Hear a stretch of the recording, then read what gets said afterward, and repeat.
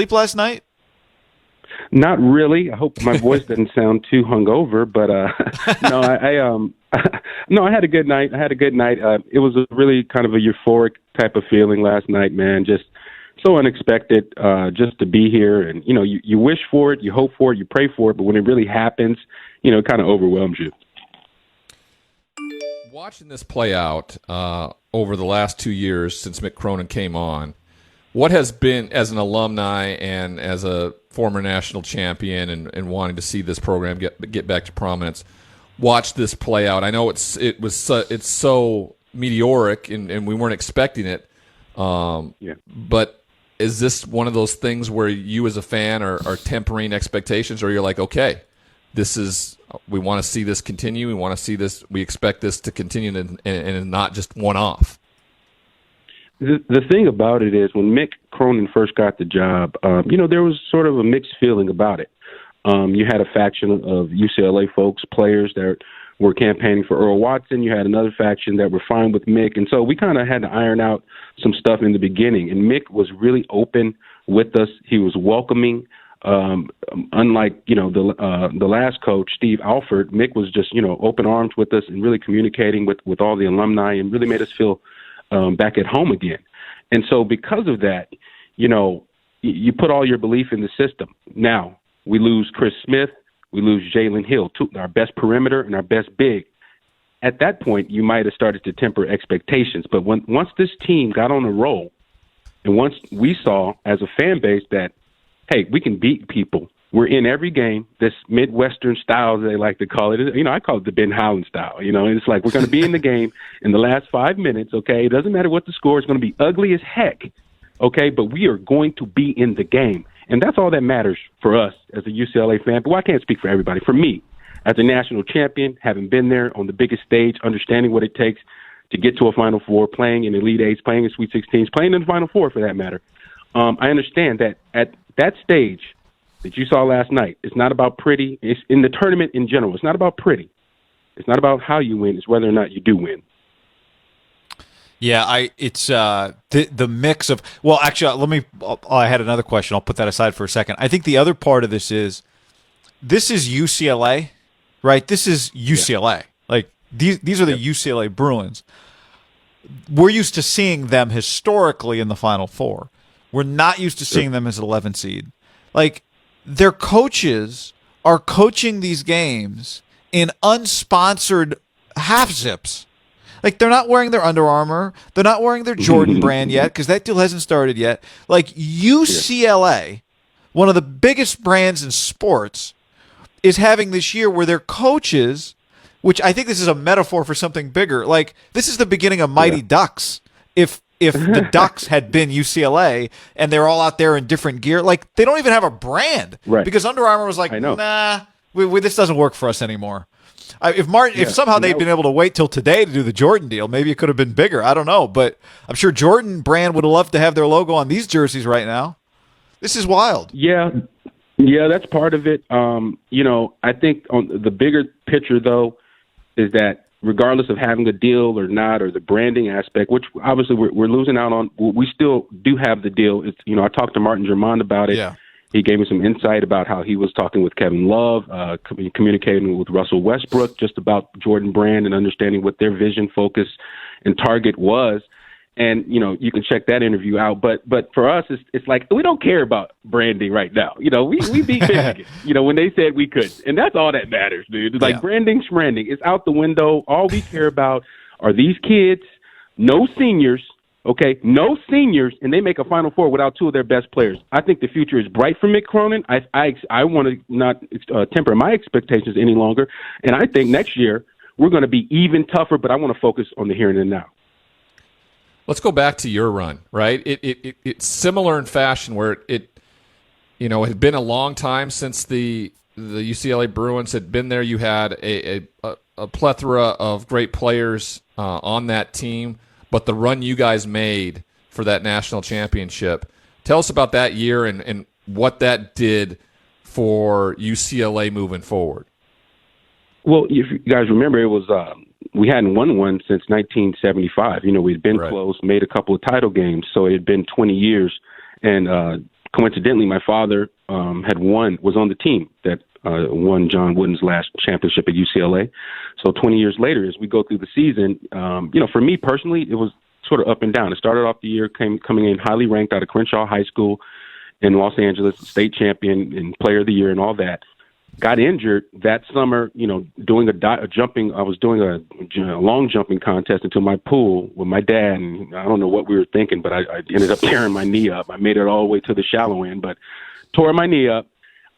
Started kind of behind everybody at UCLA, caught up through practice and the initial part of training, but then, just in and out of the lineup, then just totally shut down, did not play during our whole tournament run, doing all the fun parts of the season. I was on the bench.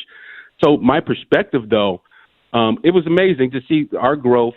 Everything was about Ed O'Bannon and Tyus Edney and George Zedek, our three seniors. And so we followed their lead. We had a great mix of seniors. We had a nice mix of two sophomores and Charles O'Bannon and Cameron Dollar. Then we had freshmen like J.R. Henderson, Toby Bailey, who came in. Golden State GM Bob Myers, he was on the bench with me. He was part of our bench mob crew. So we had a little crew on the bench. You're cheering, you're wearing towels, you're just cheering on the team. So that was our role.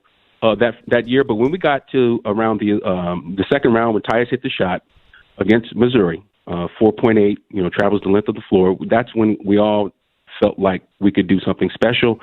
Getting past UConn in the Elite Eight with Ray Allen, Kevin Ollie, and those guys, we ran them out the building, dropped 108 on them after they were talking about running us out the building. So we had a lot of confidence, and then obviously Oklahoma State with Big Country Bryant Reeves, and then in the final against Arkansas, the defending champion, with Bill Clinton in the building, the Bruins.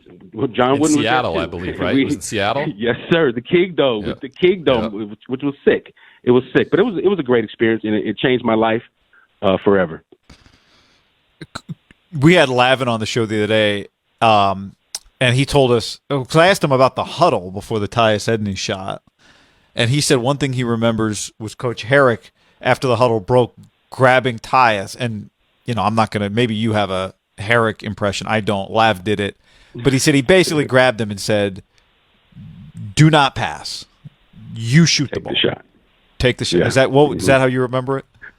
Well, it's funny. I don't remember Coach Herrick even doing that as a bench guy. I was talking to the other bench guys. You guys are not going to believe this, but we were talking about, we had reservations to go to Cabo for spring break. And so we're like, okay, yeah, our reservations to Cabo are going to be good. No, I'm serious. We're like, we're going to be good. We're not tripping.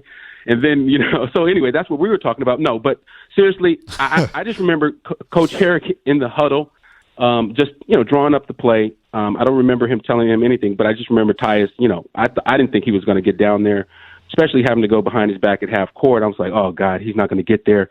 And then he stretched it out and, he made it over somebody, a 6'8" dude, and, makes the shot, and it was just like, wow, we just lost it. Pandemonium ensued, and, he ends up on our shoulders, you know what I mean? We're carrying him around the arena. So it was a wonderful moment, unbelievable moment. Didn't that happen? Were you on the team that, because I was with Washington State, was it 96? Was the next year that Cameron Dollar did it in Pullman on the same exact type of play against us? So that was, Ryan, that was 97. Okay. I think that was the 97 year. And by the way, Ryan, I'm a huge fan of yours. First of all, you're one of the sickest dudes ever for me coming up, West Coast, please, Ryan Leaf, get out of here, dude. It's nice to be on the show with you, but no, so that was 97. He did the exact same play. He had his hands were hurt at the time, and he knocked down a shot. And then, Ryan, I don't know if I posted the clip on my Twitter, but the next year in 98, I hit a game-winning shot, a long three up in Pullman against you guys as time expired. I mean, you can check out the clip. I'll send it over to you guys if I can, but it was crazy. I think that I don't know where you might not have been there, but I just left. Down. But I was, because I was a walk-on the 95 Wazoo team. So I watched Toby and you and JR and the O'Bannon brothers, everybody walked through us in Pullman. So I watched that play out in real fashion. But I remember sitting in the stands watching Cameron Dollar go the distance in 97. Yep. Going, oh, yes, sir. God. Yeah, here again. Yep. I'm scrolling through, Chris, your Twitter page, @PointForwardPro. And again, check out Chris Johnson live on YouTube and Instagram. But I'm scrolling through the Twitter page to to find this clip Yeah, because it's kind of far down. Okay. Yeah, you got to keep, but you'll find it. we'll scroll. It's down there. Yeah, yes. Keep scrolling. Keep scrolling. We'll get the audio. We'll play the audio a little later, probably. You mentioned it being a West Coast guy and obviously an LA guy. Johnny Juzang to go to Kentucky, and we had Jeff Trepania on the show the other day. But to go to Kentucky and then come back home, and I saw one of the networks, CBS or TBS, played a little bit of him the other day, and his dad talking about. And Johnny said, like, coming out of high school, they wanted me to go where I was happy, but I know really what they wanted is what every parent wants. It's for me to be, back near home. What do you think it does for specifically the LA guys like yourself for UCLA to be in this position? What does that do for the program with those LA guys? Well, there's nothing like being from LA and honestly playing at UCLA. It's one of the greatest feelings of all time, because UCLA is it's the Mecca. When you grow up out here, it is the Mecca of basketball. The Lakers, of course, but it's something that's attainable for young men and women that grow up playing basketball. And so once you get there, the love from the fans, the familiarity, especially when you're LA, and the fans seem to cheer a little bit harder. There seems to be a little deeper of a connection that goes back to high school. And you guys know how that is. If you're following somebody from high school on, and you've seen them, in high school, and then you see them in college, it's just a different energy that exists. And you have guys, a guy like Jaime Jaquez from Camarillo, who I had a chance to coach in the EYBL when I used to work in the AAU industry, be a coach. I was with Paul Pierce's The Truth. So Jaime and some of these guys. I mean, and the funny part is there were so many LA guys in the Sweet 16, the Elite Eight. It started to become tough.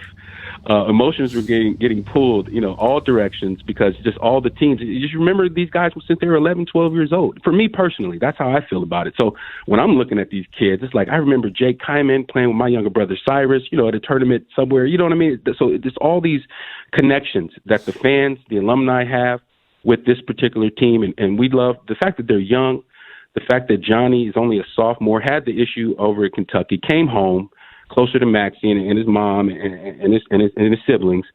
You can tell just by the way he's talking in these press conferences how much he really loves this moment of being with his family, especially with everybody having gone through COVID. That's the thing about this season that makes it really unique and just interesting.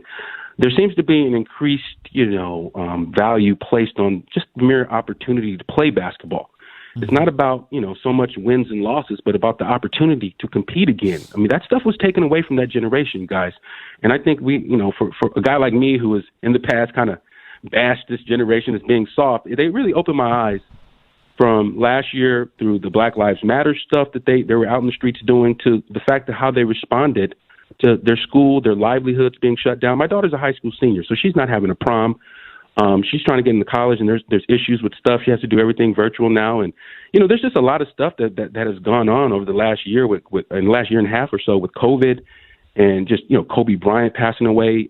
That was a really rough patch for a whole generation of kids, and you gotta we can't discount the effect that had on them. And then we get hit with COVID, and now all that to be said, guys, it's just I think everything there's an increased value on just the moment and the opportunity to play and to just be, even parents, to be at the game.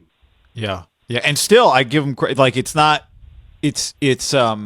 I would imagine still when you've done it for 30 straight games and you've been in a hotel room for weeks on end, to be able to follow through and really still have it in you is really impressive, right? When the coach says, be thankful for every moment, you still got to find it within you. You do. It's still got to be in you. And shout out to the UCLA athletic department for keeping our athletes safe. Had one of the lowest percentages of COVID positive tests in the country. I think that was a big thing too. And each individual kid throughout this process, each individual college kid had to take a responsibility on himself. As we know in college, no hanging out, no sneaking in, non-socially distanced gatherings and things like that. It took a level of discipline from the college kids as well. And so when you have a buy-in, like Mick Cronin had this year, you got to give him and his staff an immense amount of credit for keeping these guys together, for pulling them together through COVID. What do you think about Gonzaga? Oh, man. A monster. monster crew, 80 plus every game in the tournament, win margins of, 16 or better. They're motoring through, folks. Jalen Suggs, I love. Drew Timme, one of my favorite players in the country. Even when he was in high school, I'll never forget, he had a mixtape that was out that is just unbelievable. I was like, oh, man, he's going to Gonzaga. And then they got some other guys, Nebhard and Kispert, and just guys that can just put up numbers. I mean, they got big-time college basketball players like 1 through 8. So that's tough. But we are UCLA, and this team believes, and, you can't underestimate the heart of kids that want to be a champion. And these guys have heart. And that's the one thing I'll say about UCLA. No seniors. They've lost guys. Guys have stepped up. Guys have taken it upon themselves to fulfill their role to the fullest capacity that they can do. And then defensively, that style is going to keep us in the game. So what do I think? My fingers are crossed, but I know it's going to be tough to stop Gonzaga. Mark Few, best coaches in all of college basketball. That program is unbelievable job. It's unbelievable the job that he's done building Gonzaga into a major power, not just dominating the WCC, but now nationally, 30-0, David versus Goliath. I'm going with the Bruins. The thing about it is, it's like when we talk about the 4 letters on the chest, right? Duke, North Carolina, Kansas, these teams, they had down years. They had down years too. So I don't know why UCLA is always held to it. Kentucky, I don't know why UCLA is always held to that standard. Is it because we have 11 championships? Like Kentucky had a down year. But are we talking about Cal enough, or is it not relevant? I don't know. You tell me. It's a good question. I don't know. I think probably the most recent competition for national championships, maybe gives them a little bit of a pass in that regard. But sure. But that makes sense. I don't know. I think it's crazy that this is David versus Goliath. It feels like Gonzaga's the Goliath and UCLA's the David. That's the crazy part. Well, that's what I'm saying. Saying, man, how the tables have turned. This is 2021. New age college basketball, man. Get used to it. You can check out Chris on Instagram, Chris Johnson Live, on YouTube, conversations with some awesome guests like Ben Howland, Toby Bailey, Corey Close, Martin Jarman.